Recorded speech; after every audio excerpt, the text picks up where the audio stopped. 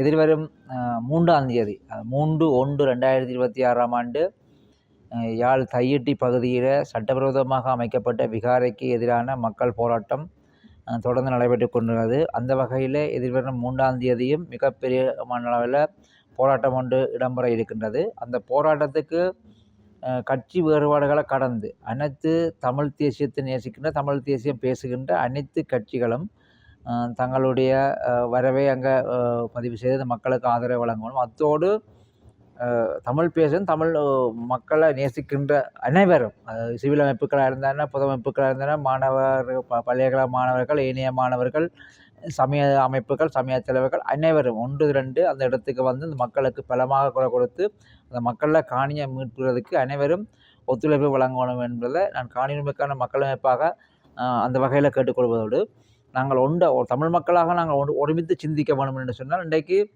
எங்களில் வந்து பல 100 கட்சிகள் பிரிவுகள் இருக்கலாம். ஆனால் நாங்கள் இந்த விஷயங்கள் எங்களோட பொது விஷயங்கள், எங்களோட தேசியம் சார்ந்து நிலம் காப்பாற்றப்பட வேண்டுமா இருந்தால் அனைத்து தேசிய அனைத்து கட்சிகளும் அனைத்து தரப்பினரும் ஒன்றாக எங்களோட விடயங்கள், எங்களோட பொது விடயங்களும் நாங்கள் ஒருமித்து நிற்க வேண்டும்.